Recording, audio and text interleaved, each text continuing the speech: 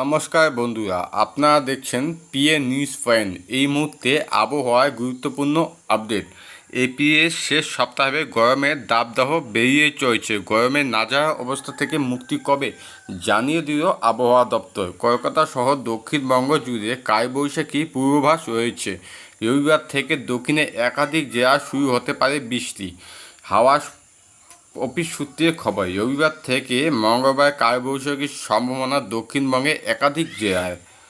শনিবার থেকে দক্ষিণবঙ্গে কিছু জায়গায় ঝড় বৃষ্টি শুরু। উত্তর চব্বিশ পরগনা, পূর্ব বর্ধমান, পশ্চিম বর্ধমান, বাঁকুড়া, পুরুলিয়া, ঝাড়গ্রাম, মুর্শিদাবাদ, নদিয়া, বীরভূম এবং পশ্চিম মেদিনীপুর সতর্কতা রয়েছে।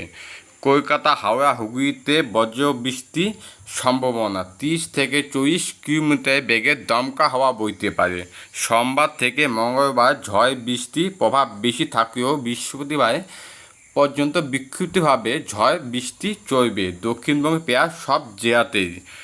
সপ্তাহের উত্তরবঙ্গে ভারী বৃষ্টির সতর্কতা। উত্তরবঙ্গে দার্জিলিং সহ 5 জেলায় ঝড় বৃষ্টি চলবে।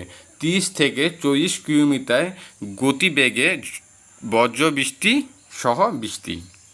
শনিবার ও রবিবার ভারী বৃষ্টির আশঙ্কা দার্জিলিং সহ পার্বত্য জেলাগুলিতে।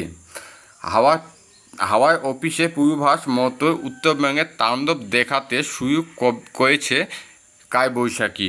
আজ সকাল 7টার পরে কালবৈশাখী দাপটা প্রবল ঝড়ের সঙ্গে শিলাবৃষ্টি হয়েছে।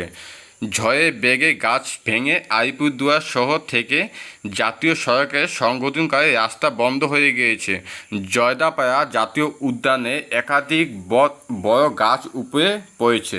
বক্সা টাইগার রিজার্ভে দমনপুরে গাছ ভেঙে একটি রিসোর্ট তছনছ হয়ে গেছে।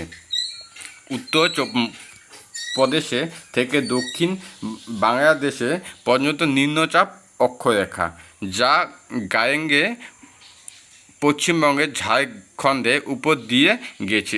এই ফলে বঙ্গোপসাগর থেকে প্রচুর পরিমাণে জলীয় বাষ্প জলাশয়ভাবে আবার ঢুকতে শুরু করেছে। তাতে পশ্চিমবঙ্গের জেলাগুলিতে ঝড় বৃষ্টির অনুকূল পরিস্থিতি রয়েছে। তবে শনিবার পর্যন্ত গরমের অস্থিরতা জারি থাকবে। জলীয় বাষ্প বাতাসে বেশি থাকায় আর্দ্রতা জনিত অবস্থি চরমে উঠবে।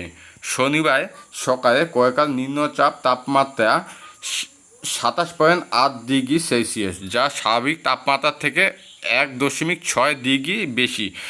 শুক্রবার শহরে সর্বোচ্চ তাপমাত্রা ছিল 36 ডিগ্রি সেলসিয়াস, যা স্বাভাবিক থেকে 0.1 ডিগ্রি বেশি।